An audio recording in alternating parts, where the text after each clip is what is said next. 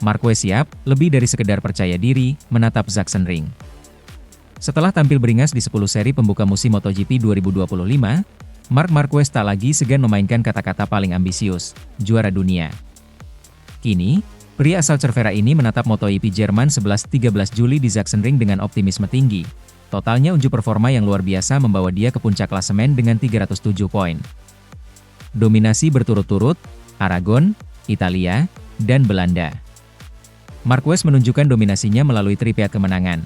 Berturut-turut ia juara di Aragon, Mugello, dan Assen, yang terakhir memantapkan keunggulannya sebagai pemimpin klasemen dengan selisih 68 poin atas Alex Marquez, adiknya sendiri.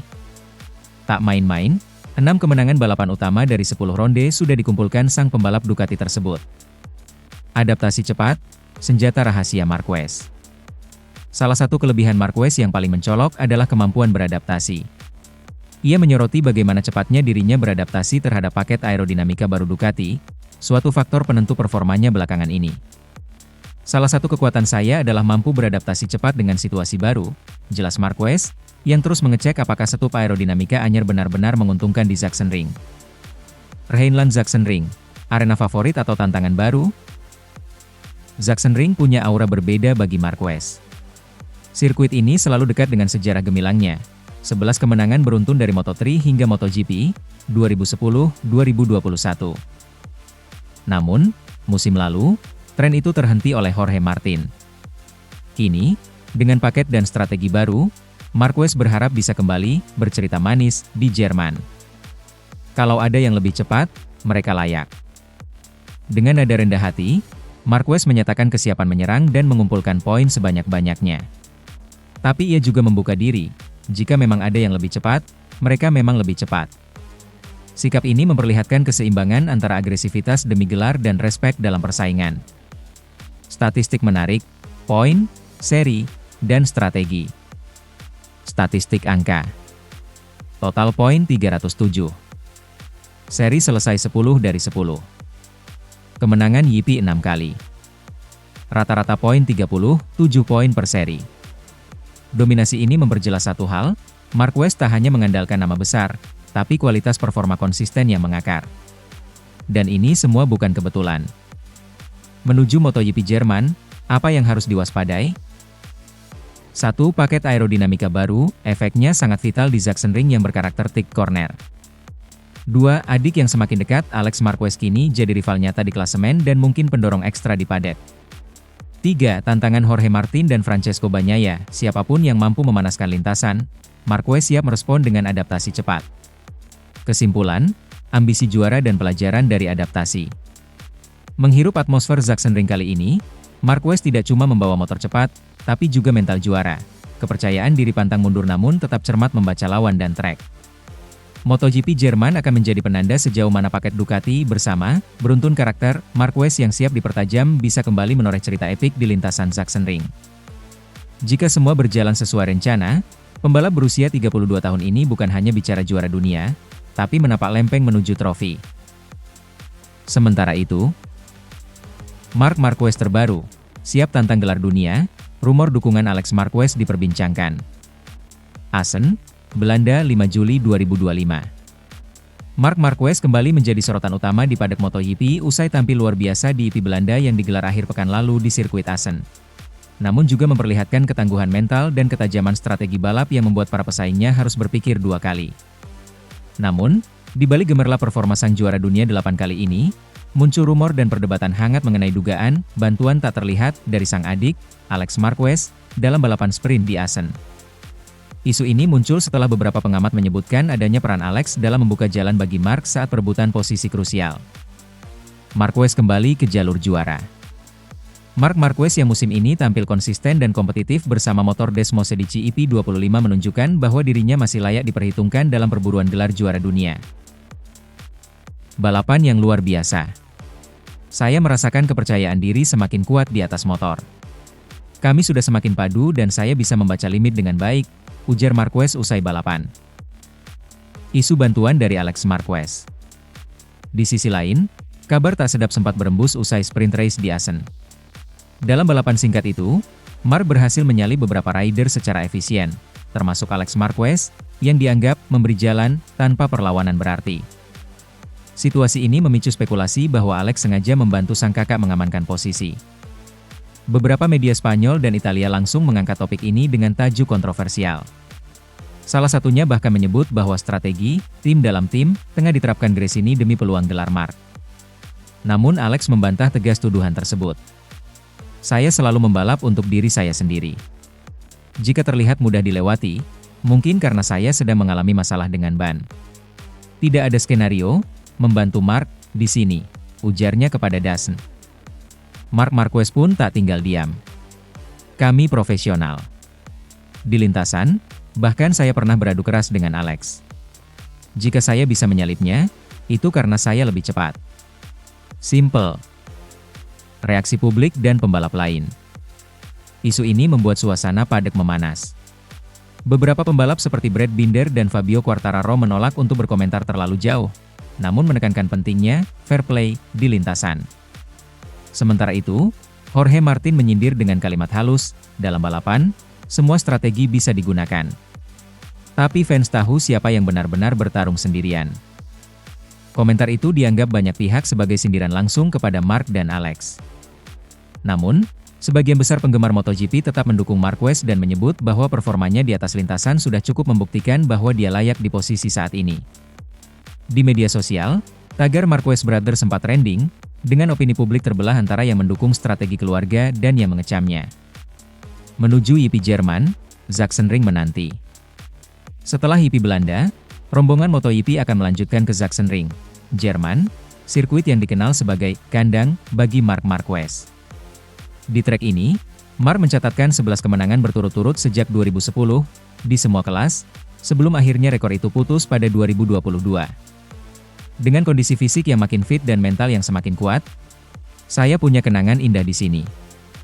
Tapi kami tetap harus kerja keras karena kompetisi musim ini sangat ketat, ucap Marquez. Marc Marquez dan masa depan.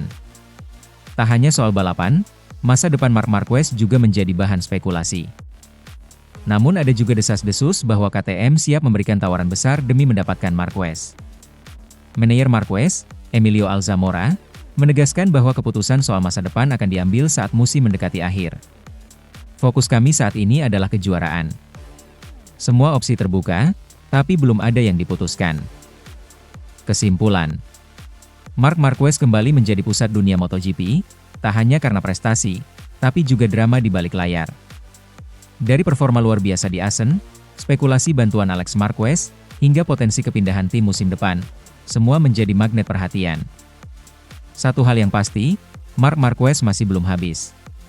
Dengan pengalaman, determinasi, dan semangat juang tinggi, ia bukan hanya memburu kemenangan, tetapi juga ingin menuliskan sejarah baru.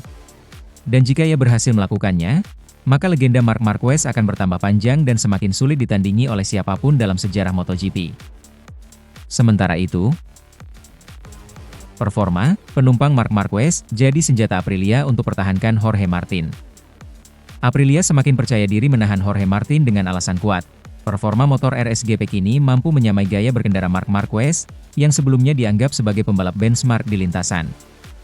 Ini jadi sorotan krusial di tengah kontrak Martin yang riuh dikabarkan akan berakhir, dan desas-desus bakal pindah tim. Satu bukti nyata dari Marco Bezzecchi. 2 podium dalam waktu singkat. Bezzecchi, rekan satu tim Martin, berhasil meraih podium ganda di Assen, sprint dan race, hanya 2 balapan setelah kemenangan di Silverstone. Menariknya, podium tersebut bukan podium Ducati pertama musim ini, melainkan podium motor lain, yang jelas menunjukkan kapasitas RSCP saat bersaing. 2. Detail klausul dan masalah cedera. Martin memiliki klausul keluar jika RSCP tak cukup kompetitif dalam 6 balapan. Namun cederanya di Qatar, 11 rusuk patah dan pneumotoras, membuatnya hanya tampil sekali.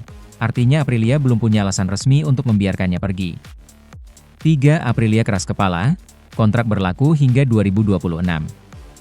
Massimo Rivola, CEO Aprilia, menegaskan kontrak Martin tetap valid hingga 2026, dan mereka akan melakukan apapun agar sang juara bertahan membawa RSCP meraih hasil terbaik. 4. Dorna ingin kejelasan hukum. Meski pihak Martin, terutama manajernya, Albert Valera, menegaskan Martin bebas pindah, Dorna, penyelenggara MotoGP, menyatakan tidak akan menerima perubahan tim tanpa kesepakatan resmi Aprilia atau putusan pengadilan. Mengapa ini jadi drama seru di MotoGP? Sorotan utama dan dampak komparatif benchmark RSIP makin dipercaya bisa sejajar dengan Ducati, stereotip Marc Marquez atau Bagnaia. Kartu kekuasaan Aprilia yakni podium Bezzecchi adalah alat tawar Aprilia, menunjukkan motor sudah kompetitif. Game kontrak Jorge Martin sejak ribut cedera Martin menunda, uji performa 6 balapan, April ia bisa memastikan motor perform. Drama balap dan non-balap. Campur adu kontrak tekanan dari Dorna, rumors pindah tim bikin semakin greget. Kesimpulan, drama, kontrak IP, musim ini. Aprilia tak ingin melepas Martin begitu saja. Mereka mempunyai bukti performa RSIP lewat Bezzecchi. Alasan legal lewat kontrak yang berlaku hingga 2026. Kendala cedera yang memberi waktu lebih untuk bukti motor. Sementara Martin bertahan pada klaim bebas kontrak, Dorna menuntut kepastian hukum. Dengan MotoGP memasuki jeda musim panas, semua mata akan tertuju pada keputusan berikutnya. Apakah ini sekadar drama transfer atau awal dari perseteruan besar antara pembalap, tim, dan penyelenggara? Kalau kamu ingin saya tambahkan kutipan langsung dari wawancara Albert Valera, timeline minor dari cedera Martin, atau potensi gerak Honda, tinggal bilang ya. Sementara itu, peluang juara menipis, Alex Marquez dituduh bantu Marc di MotoGP. Sprint Race MotoGP Belanda kembali menyajikan duel dramatis antara saudara kandung, Marc dan Alex Marquez. Marc keluar sebagai pemenang sprint, menambah koleksi kemenangan musim ini. Namun, yang menjadi sorotan justru tindakan Alex, mengapa ia tak menyalip Marc, padahal punya kecepatan setara? Marc tampil dominan sejak start, meski sempat kecolongan posisi awal dari Fabio Quartararo. Alex terus menempel, bahkan lebih cepat di sektor 3, namun tetap tidak berhasil menyalip. Ia akhirnya finish di posisi kedua, hanya 0,351 detik di belakang Marc. Alex menegaskan, "Saya memang lebih cepat di sektor 3, tapi itu bukan tempat yang ideal untuk menyalip." Isu dibantu kakak. Setelah balapan, isu pun mencuat. Beberapa pihak menilai Alex sengaja minor agar Marc bisa menang, terutama karena jalur menyalip memang menuntut agresivitas tinggi. Namun, analisis menunjukkan Alex memberikan performa maksimal, hanya kondisi trek yang menghambat. Sementara itu, Marc meradang merespons anggapan tersebut. Orang yang bilang itu tidak paham motor, tegas Marc, membela Alex dan menekankan bahwa ganjalan dalam menyalip bukan karena kemauan, melainkan strategi dan risiko tinggi. Cedera dan dampaknya pada perebutan gelar. Sebagai tambahan drama, Alex mengalami crash saat race utama, yang menyebabkan cedera tangan. Operasi pun diperlukan dan peluang juaranya pun menipis signifikan. Saat ini Marc memimpin klasemen dengan selisih 68 poin. Mengapa berita ini wajib viral? Drama saudara kandung. Ada konspirasi? Ada balap strategis? Semua campur jadi satu. Kontroversi dominasi Marc, sikap protektif Alex kontra tudingan, bermain aman, jadi magnet signifikansi. Impact besar di klasemen, cedera Alex bukan cuma fisik, ini mungkin penentu gelar dunia. Kesimpulan, Alex Marquez tampil maksimal menurut kemampuan, cepat di sektor-sektor strategis, tetapi terkendala layout Assen, terlalu sempit, terlalu berbahaya. Tuduhan, mengalah, tak berdasar, lebih ke faktor trek, risiko, dan strategi. Sedangkan Marc membantah keras isu, dibantu. Kini, setelah crash, peluang Alex memang menipis dan Marc makin unggul di klasemen. Balap kedua saudara ini bukan hanya soal kecepatan, tapi juga psikologi, risiko, dan, tentu saja, drama keluarga. Sementara itu, emosi kontras duo Ducati setelah MotoGP Belanda. Assen, Belanda, nuansa emosional yang sangat berbeda terabadikan di garasi Ducati usai gelaran MotoGP Belanda, ketika Marc Marquez keluar sebagai pemenang dan Francesco Bagnaia finish di urutan ketiga. Momen tersebut terekam oleh MotoGP Unseen, ia memperlihatkan dua sisi kepribadian yang kontras dari pembalap-pembalap Ducati ini. Kemenangan awal oleh Marquez. Marc Marquez tampil gemilang di Assen, mengunci 2 kemenangan sprint dan Grand Prix berturut-turut. Ini menjadi gelar balapan penuh pertamanya sejak menjuarai di trek Assen pada 2018. Saat turun dari motor di Parc Ferme, ia langsung memancarkan euforia. "Assen, kawan. Kita menang di Assen," katanya dengan bangga, menegaskan kegembiraan yang luar biasa. Meskipun sempat mengalami kekakuan pada lengan akibat cedera yang ia alami pada hari Jumat, Marquez menegaskan itu hanya dampak peradangan dan tidak menghambat ritmenya. Kontras emosional dari Bagnaia. Sementara itu, Francesco Bagnaia justru tampak berbeda. Meski berhasil finish ketiga, hanya terpaut 2,666 detik dari Marquez, ia menunjukkan ekspresi kekecewaan saat melangkah ke area Parc Ferme. Sikap tenang namun sendu melekat di wajahnya. Tanpa mengurangi penghormatan, ia mendekat, memberi ucapan selamat pada Marquez, lalu mundur ke timnya untuk menenangkan diri.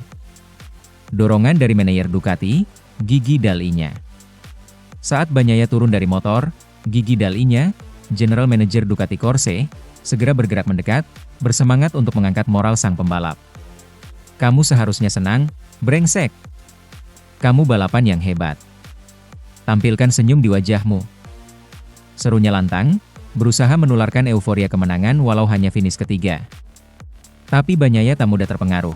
"Bagi saya, balapan yang hebat berarti bertarung, bukan hanya terpaku di situ," katanya, menegaskan bahwa kepuasan bukan hanya soal posisi akhir. Dall'Igna tetap bersikeras bahwa performanya patut diapresiasi, mengatakan, "Ya, saya melihatnya, Anda menjalani balapan yang hebat." Rasionalisasi teknis Bagnaia. Bagnaia kemudian menjelaskan kendalanya kepada krunya. Ia mengaku kesulitan di sektor 3 trek, terutama di tikungan terakhir, di mana banyak pembalap berhasil melewatinya. "Awalnya saya yakin, tapi sektor ketiga, semua menyalip di tikungan terakhir. Saya tak tahu apa yang terjadi," katanya, Crash.net. Kepala kru, Christian Gabarrini, lalu meyakinkan bahwa ia tidak terlalu jauh dari Marquez. "Anda tidak kehilangan apapun dengan Mark, bukan?" Dan Bagnaia membenarkan bahwa perbedaan mereka sangat tipis. Sedikit lamban di tikungan 10, sedikit lebih cepat di tikungan 12, Crash.net. Diskusi dengan Bezzecchi, Garda Akademi VR46. Tak lama setelah itu, Bagnaia berbincang dengan sesama rider VR46 Akademi, Marco Bezzecchi, yang finish di urutan kedua dengan Aprilia. Mereka membahas gaya pengereman Marquez yang sangat agresif di tikungan awal, serta tantangan menjaga keseimbangan saat berada di belakang pembalap lain. "Marquez mengerem dengan sangat kuat. Di tikungan 1 dan tikungan terakhir saya kesulitan saat berada di belakang seseorang," ujar Bagnaia. Bezzecchi santai menimpali, "Saya menyalip Anda karena saya berhasil menyalip dan saya melakukannya." Percakapan jujur ini menegaskan bahwa tiap sektor trek memiliki tantangannya sendiri. Sangat kuat di sektor 1, patchy merata di sektor 2, dan hampir sebanding dengan Marquez di sektor 3. Suasana di pit box Ducati.